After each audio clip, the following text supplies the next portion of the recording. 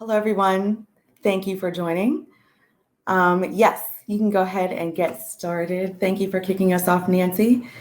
And yeah, we'll go ahead and hear from Gayle. Great. Thank you so much for inviting me to speak with all of you today. It's just an honor to be here to kick off this Month of Action Summit. What a great idea. I first got to know Will Wan soon after I was elected to the Rhode Island Senate in 2012. And I found a group of like-minded women at a communications training held by Will Wand, in the opportunity to talk with one another and share experiences and learn from each other always helped me be a better legislator. So I'm just delighted to be here with all of you today. And I'm sorry that it could not be in person. 20 years ago, I had two experiences that changed my life. I broke my back and I became a mom. In a matter of few months, I saw how much our public policies fail women. I needed time off of work to heal, and I needed someone to take time off of work to care for me. And only a few short months afterwards, I needed time to care for my own child. So after my body healed and the exhaustion of new parenthood decreased, I began organizing. I knew there had to be a better way. And eventually I ran for office, determined to make paid leave a reality in Rhode Island. And I'm proud to say that in my first year as a state senator, I made that happen. And then I kept going. I was focused on policies that would address the gender and racial wage gap, increase access to child care, fight poverty,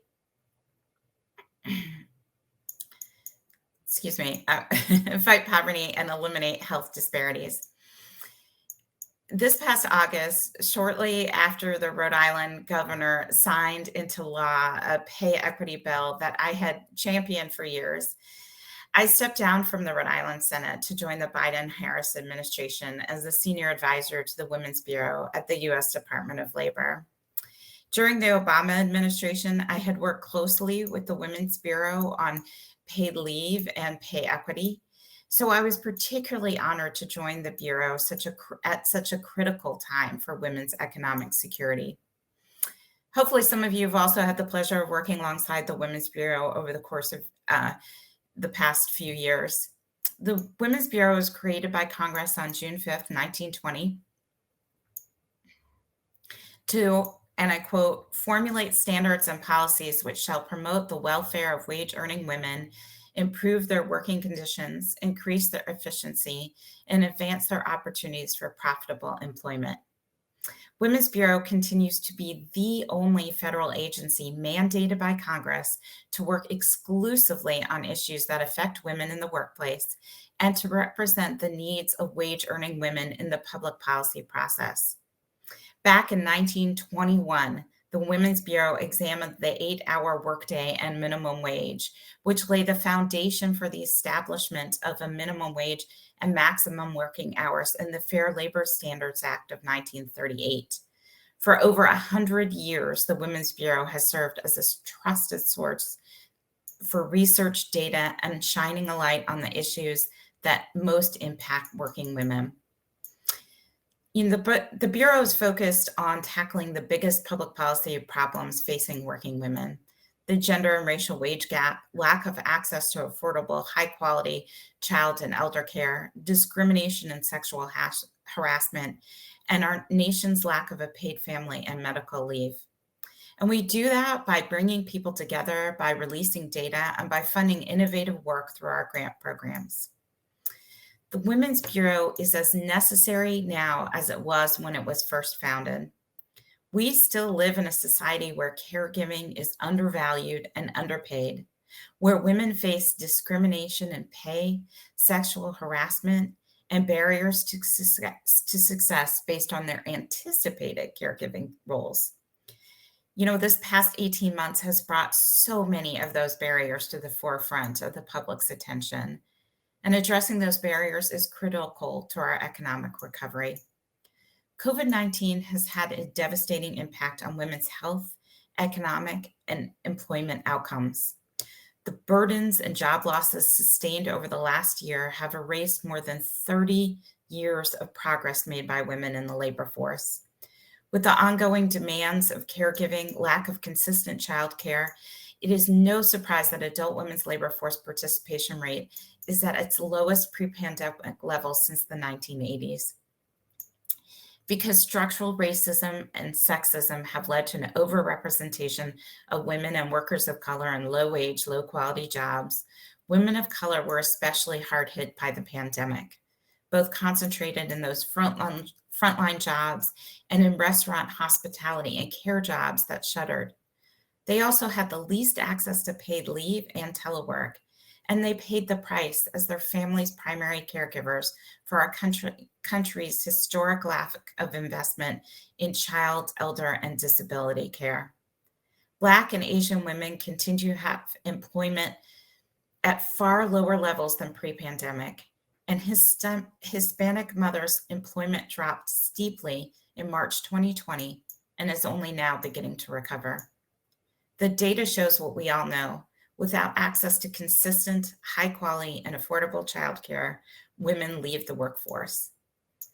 For many dual earner families, the loss of one person's income can create tremendous hardship, and for single earner household income can be devastating. Employment losses due to the pandemic have impacted the economic stability of families, including their ability to pay rent, medical bills, and buy groceries. For many women who have lost or left their jobs during the pandemic, the impacts will last long after they return to work, which has a domino effect for the next generation. Even before the pandemic, women faced more economic insecurity than men. The wage gap persists. And as we see women's gaps in the labor force continue, gains women have made to reach higher paying occupations could also start to slip away.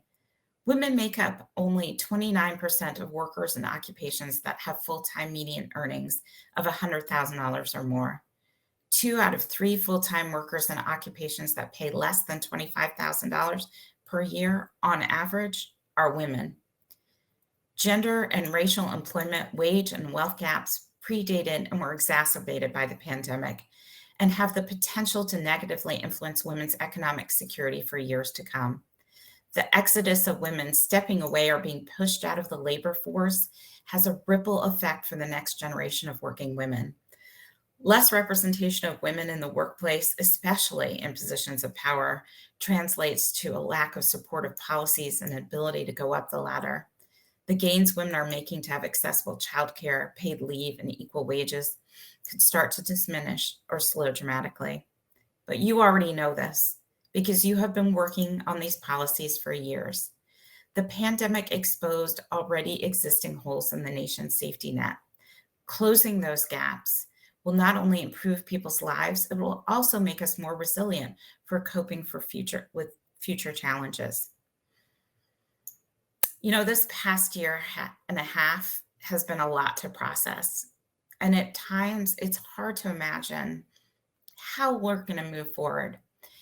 And yet, with this crisis, we have a new opportunity, not to return to our old way of doing things, but by finally addressing those gaps in our public policies that have held back too many women from success.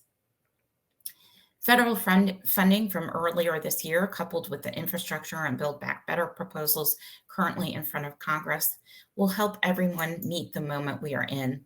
These bills are historic in their efforts to combat childhood poverty, address the lack of access to affordable childcare, expand educational opportunities, and for the first time ever in our nation, create a paid family and medical leave program for everyone. Years ago, I started pushing for paid leave in Rhode Island because I knew firsthand what it meant to lack access to it. I changed the laws in Rhode Island and then helped advocates in other states pass paid leave too. Millions of families now benefit from paid leave in these states, and research shows that it improves health outcomes, decreases stress, and stabilizes economic security. Paid leave also leads to gender parity and better work-life balance for everyone. The creation of a national program will ensure that people will no longer need to choose between the family they love and the job they need. The increase in federal funding from all these packages will have a direct impact on state budgets. For the previous 9 years, I voted on the state budget, and every year I thought about how that budget is a moral document. It tells the story of what we support or don't, what problems we want to tackle or won't, and how we will care for those of our neighbors who have the least among us. For years, for every year, it is also an opportunity to acknowledge and adjust for past mistakes, including policy decisions that may have perpetuated structural racism and sexism. Our nation is at a crossroads, and you feel it every day when you get calls from constituents worried about their unemployment payment, when you hear from small business owners that are struggling, and when parents reach out worried about their children's school and childcare. And you are carrying the weight of this moment, but you are not carrying it alone. You have the opportunity to use new federal investments to stave off multi-general negative impact of COVID while also correcting existing racial and gender inequities. We know that the way states choose to use these investments could be the determining factor in addressing barriers to gender and racial equity that will make positive impacts for generations. As you move forward, I ask you to look to the Women's Bureau as a partner in convening people in your community to discuss important policies that impact women, as a resource for solid data, and as an opportunity to learn about innovative ideas from other states. I know this Action Summit will be jam-packed with new ideas and inspiring moments. And I know what it's like to be the person who is constantly helping others, putting your constituents' needs ahead of your own. I also know that when women work together, we can bring about extraordinary change. And so I'd like to leave you all with this thought. I hope the conversations you will have and the connections you will make over the next few weeks in this Action Summit refill your own personal cup. Find comfort in your collective action, inspire one another, and take care of each other. When we link arms with each other, even if we can only do so virtually, we are stronger together. Thank you.